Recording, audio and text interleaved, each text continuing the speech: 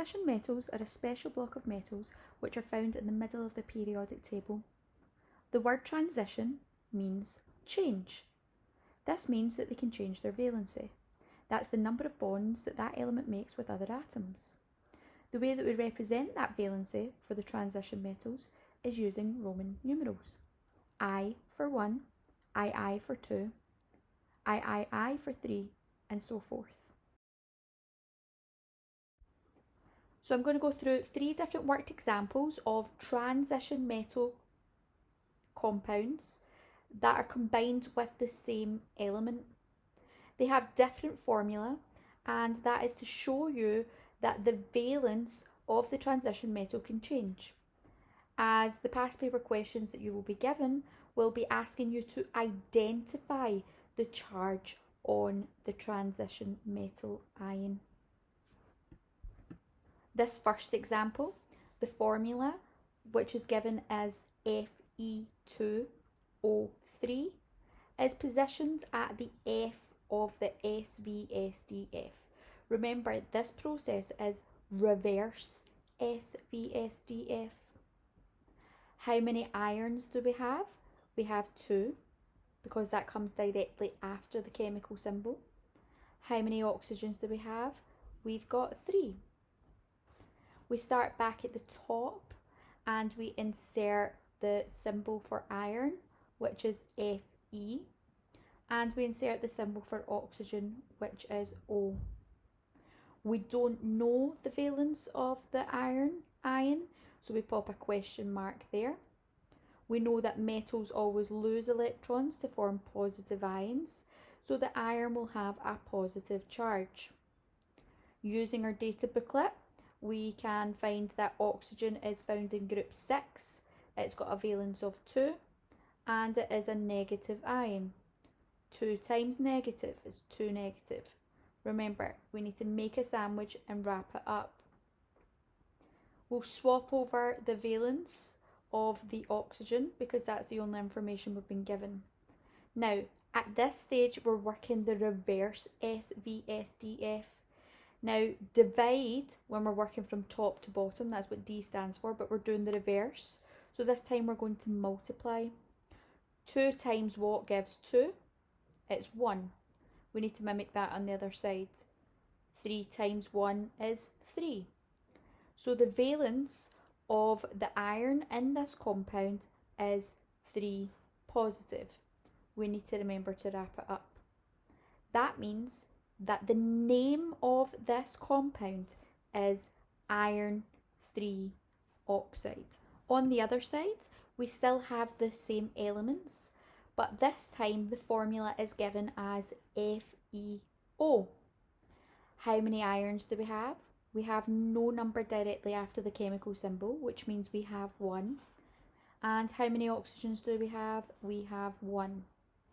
We start back at the top, insert the symbols. FeO. We don't know the valence of the iron, so we pop a question mark there.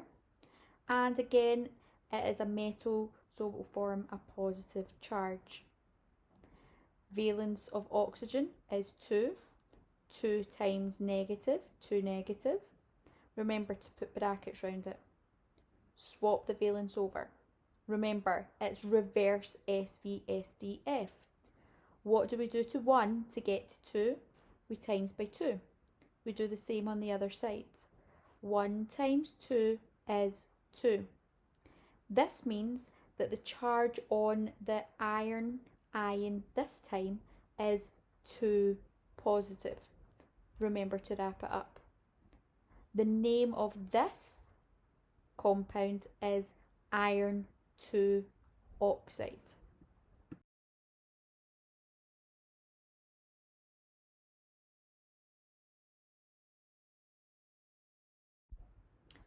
So this example is a little bit trickier. We want to write the charge of the scandium ion in each of these compounds. What's a little bit different is that we have 3 elements, and remember, if it's got 3 elements, we're going to have to use page 8 of our data booklet. The first example, the formula is given as SCO4. H. Now we want to use page 8 of our data booklet. We can see that the OH stands for hydroxide, so we pop a bracket around that. How many scandiums do we have? We don't have a number after the symbol, so we have 1. How many OHs do we have? We don't have a number outside the bracket, so we also have 1. Start back at the top. The symbol for scandium is Sc. Symbol for hydroxide is OH. We don't know the valency of the scandium, so we pop a question mark underneath there. And we know that metals lose electrons to form a positive ion, so that will have a positive charge. Using page 8 of the data booklet, we can see that the valence of the hydroxide ion is 1. 1 times negative is negative. We need to remember to put brackets around it. Swap the valence over. Remember, it's reverse SVSDF. What do we do to 1 to get to 1? Multiply by 1. We repeat that on the other side. 1 times 1 is 1. This means that the charge on the scandium ion is positive. The name of this compound is scandium 1 hydroxide. This next example, the formula is given as Sc bracket PO4 close bracket 2. How many scandiums do we have? There's no number directly after the symbol, so that tells us that we've got 1. We've got PO4 in brackets and we've got a 2 outside that, so that tells us that we have got 2 phosphates. We start back at the top and we insert the symbols.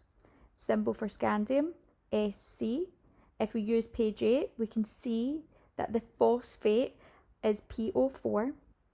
We do not know the symbol for scandium, so we put a question mark at the valency, but we know that it will form a positive ion as it is a metal. Phosphate has a valence of 3. 3 times negative is 3 negative. We pop a bracket around that. Swap the valence over. Now, remember it's reverse SVSDF. What do we do to 1 to get to 3? We multiply by 3. We've got to mimic that on the other side. 2 times 3 equals 6. That means that the charge and valence of the scandium ion is 6 positive. The name of this compound would be scandium 6 phosphate. These are the last examples I'm going to work through before we do some past paper questions. So we have to write the charge of the vanadium ion in each of these compounds. The formula is given as V bracket CO3 close bracket 2. How many V's do we have? We've only got 1. How many CO3s do we have? We have 2. We insert the symbols at the top. V for vanadium. We use page 8 and we can see we've got carbonate, which is CO3. We don't know the valence of the vanadium, so we pop a question mark, but vanadium will form a positive ion. The valence of the carbonate is 2. 2 times negative is 2 negative. We pop a bracket around that. We swap the valence over. Starting from the divide and working to the S, what do we do to 1 to get to 2? We multiply by 2. We mimic that on the other side.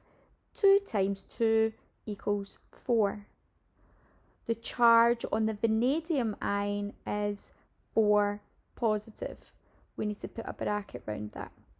That means the name of that compound is vanadium IV or 4 carbonate. The formula for this next example is V3PO4. Now, there are 3 elements that are present, so we're going to use page 8. If we look it up, we can see that phosphate is PO4, so we want to keep that in a bracket. How many V's have we got? We've got 3. How many PO4s have we got? We've got no number after the bracket, so that tells us that we've got 1. Symbol for vanadium is V. and the phosphate is PO4. We don't know the charge of the vanadium, so we put a question mark underneath it, but it is a metal which loses electrons, so it will form a positive ion. Phosphate has got a valence of 3. 3 times negative is 3 negative. We pop a bracket around that. Swap the valence over. Now, it's reverse SVSDF, remember. So we start from D and work to S. What do we do to 3 to get to 3? We times by 1. We'll do that on the other side. 1 times 1 gives 1. So the charge on the vanadium is 1 plus. Remember, we don't write ones. We need to remember to wrap it up. The name of this compound will be vanadium I phosphate. Remember, I stands for 1.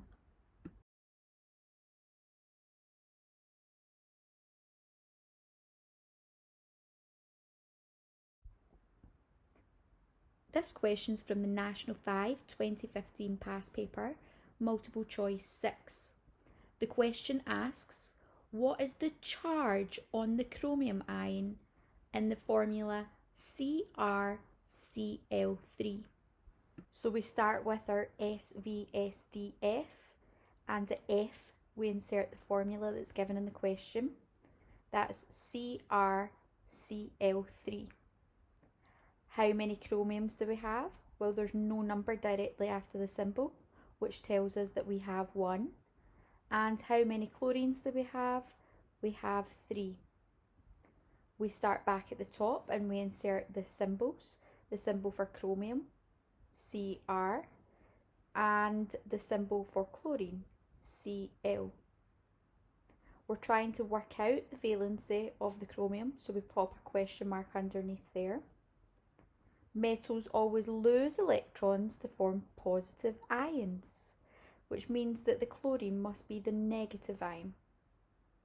As the chromium is a positive ion, we can eliminate out multiple choice answer B and D because those are both negative ions.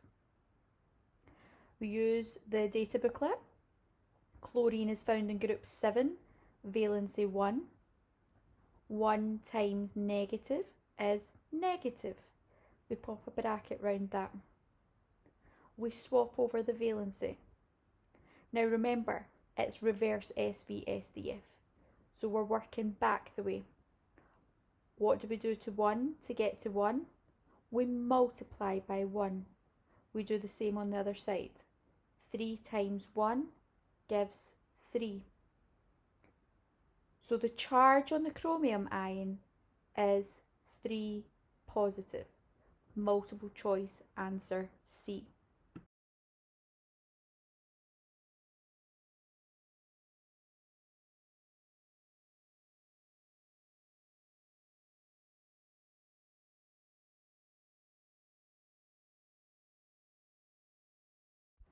This question's from the National 5 2017 multiple choice question 3. The question asks, what is the charge on the zinc ion in zinc dichromate? And the formula is given as ZnCr2O7. The compound ends in 8, so we're going to have to use page 8. So we set up our SVSDF, and the F, which stands for formula, we insert the formula that's given in the question, which is our ZnCr2O7. We use page 8 to identify the complex ion, which is Cr2O7, and we pop a bracket around that. How many zincs have we got from that formula? We have 1. So above the formula, we write the number 1 for zinc.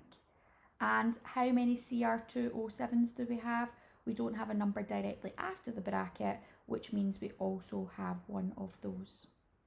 At this stage, we start back up at the top. We insert the symbols. So the symbol for zinc is Zn, and the symbol for the dichromate is Cr2O7.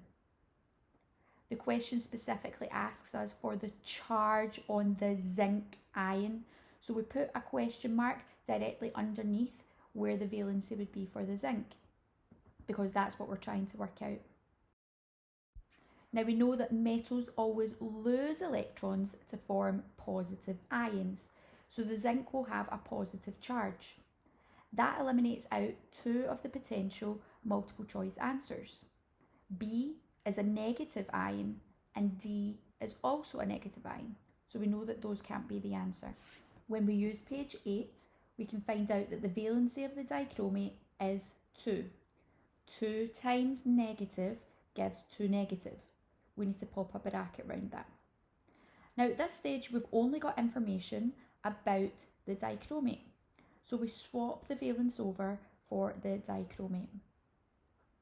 At this stage we're going to do the reverse of our SVSDF. So we're going to start from D and work up to S.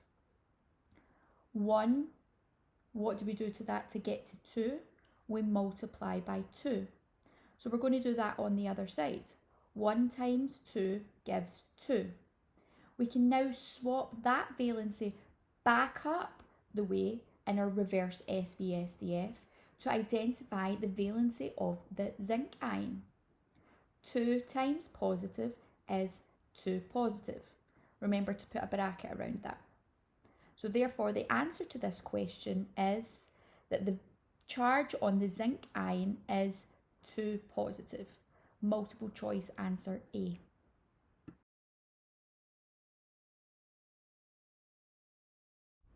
This question's from the National 5 2014 past paper, multiple choice 3. The question asks, what is the charge on the zinc ion in the compound zinc phosphate? And the formula is given as Zn3 bracket PO4 close bracket 2. The compound ends in 8, which means we're going to have to use page 8 of our data booklet. So we set up our SVSDF and we insert the formula that's given in the question next to F, which is Zn3 bracket PO4 close bracket 2. Now that we've inserted the formula, we have to identify how many of each type of atom we have from the formula given. There's a small 3 after the chemical symbol for zinc, so that tells us that we have 3 zinc atoms, and there is a 2 outside the bracket of the PO4, that's our phosphate, which tells us that we have 2 of those. We start back at the top of our SVSDF and insert the symbol for zinc, which is Zn, and we insert the symbols for phosphate, which we can find on page 8 as PO4. We're trying to work out the valency of the zinc ion, so we have to put a question mark directly underneath that. Metals always lose electrons to form positive ions, which means that the Zn will have a positive charge. That means that multiple choice answers C and D cannot be correct as they are both negative ions. Using page 8, we identify the valency for the phosphate as 3. 3 times negative is 3 negative. We pop a bracket round that. We swap that valency over. Now remember it's reverse SVSDF. So we're starting from the bottom and working up. What do we do from 3 to get to 3? We times by 1. We do the same on the other side. 2 times 1 is 2. So the charge on the zinc ion is 2 positive. Multiple choice answer A. This last past paper question is from the National 5 2016 past paper, multiple choice 7. The question asks, what is the name of the compound with the formula Ag2O? So we start with our SVSDF. We insert the formula that's given in the question, which is Ag2O.